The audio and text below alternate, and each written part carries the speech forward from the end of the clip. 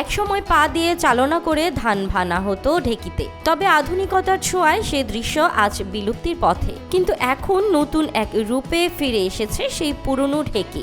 এটা আমরা স্বপ্নেও ভাবিনি কোনোদিন, ইলেকট্রনিক বিদ্যুতের সাহায্যে ঢেকি বাড়াবাড়লে। মানিকগঞ্জের ঘিওর উপজেলার কুন্দুরিয়া গ্রামের উদ্যোক্তা মোহাম্মদ আক্তার হোসেন বিদ্যুৎ চালিত ঢেকির মাধ্যমে আমন ধানের খোসাযুক্ত লাল চাল তৈরি করে তাক লাগিয়েছেন পুরো এলাকায়। আমরা তো এই ঢেকি ঘরটা অত্যাধুনিক হিসাবে গণ্য করি। এটা আমরা স্বপ্নেও ভাবিনি কোনোদিন, ইলেকট্রনিক বিদ্যুতের সাহায্যে ঢেকি বাড়াবাড়লে। এটা এখন আমরা বাস্তবে গ্রামেই দেখতেছি আক্তারের উদ্যোগে। বিদ্যুৎ চালিত ঢেকিতে কোনো কর্মক্লান্তি নেই বিশ্রামের প্রয়োজন। আর সেই যন্ত্রচালিত ঢেকি থেকেই তৈরি হচ্ছে বিশুদ্ধ ও পুষ্টি সমৃদ্ধ লাল চাল। মোহাম্মদ আক্তার হোসেন পেশায় চাকুরিজীবী। তিনি সামাজিক যোগাযোগ মাধ্যমে ভিডিও দেখে যশোর থেকে কিনে আনেন বিদ্যুৎ চালিত ঢেকি, চালু করেন একটি চাল প্রক্রিয়াজাতকরণ কেন্দ্র, যার নাম দেন ঢেকি ঘর। আমি ধান কিনে এনে নিজে সেদ্ধ করে সম্পূর্ণ ঘরোয়া পদ্ধতিতে আমি চাল তৈরি করে থাকি। আমাদের এই এলাকায় আমন ধান হয়, বাটিমুড়ি হাট থেকে সংগ্রহ করি এবং মান্তা, হেলাসিয়া, দিঘুলিয়া এখান থেকে আমি ধান আনি। আক্তারের এই ঢেকি ছাটা লাল আমন চাল এখন দেশের বিভিন্ন জেলায় যাচ্ছে। এই ঈদে জামা জুতো অ্যাকসেসরিজের ডিসকাউন্ট প্রতি কেজি 100 টাকা দরে বিক্রি হচ্ছে রাজধানীর আলমাস সোপা শপ, মিনাবাজার ও স্বপ্নে। বর্তমানে ঢাকায় বিভিন্ন শপিং শপ, আলমাস এবং মিনাবাজার সহ আমি বাংলাদেশের বিভিন্ন জায়গায় কুরিয়ার সার্ভিসের মাধ্যমে চাল পাঠিয়ে থাকি। এখানে সম্পূর্ণ রংবিহীন, ভেজালবিহীন, অর্গানিক ফুল ফাইবার ও হাফ ফাইবার আমন চাল তৈরি করে থাকি।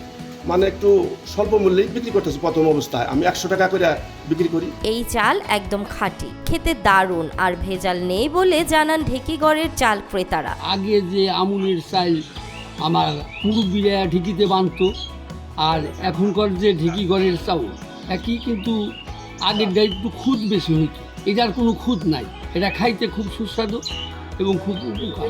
অনেকেই আবার মানিকগঞ্জের বিভিন্ন এলাকা থেকে এসে নিয়ে যাচ্ছেন আক্তারের ঢেকি ঘরের ঢেকি ছাটা আমন ধানের চাল। মানিকগঞ্জ থেকে আসছে আর কি।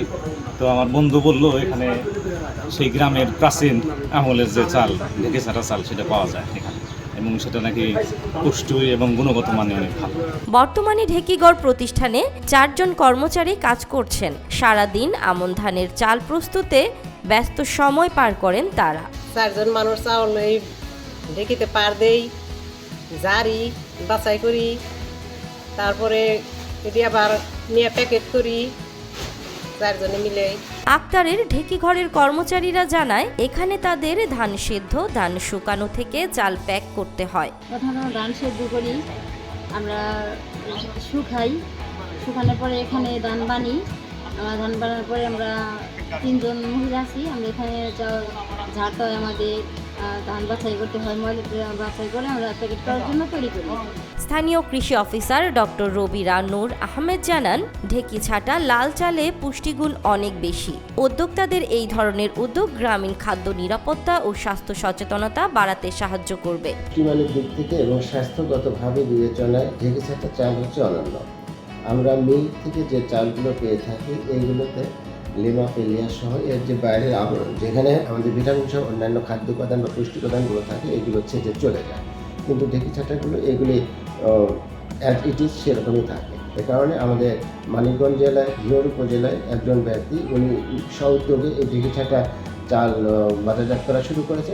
উনি স্থানীয় বাজার সহ ঢাকার স্বপ্ন এবং অন্যান্য যে বড় শপিং মলগুলো আছে ওখানে উনি এটি বিক্রয় করছেন। আমরা তার এই উৎপাদিত ঢেকি ছাটা চাল যেন জনগণের মাঝে আরও বেশি বিস্তার লাভ করতে পারে, এই সম্প্রসারণ দপ্তর তার পাশে থেকে এই লক্ষ্যে তাকে সর্বাত্মক সহযোগিতা প্রদান করে আসছে।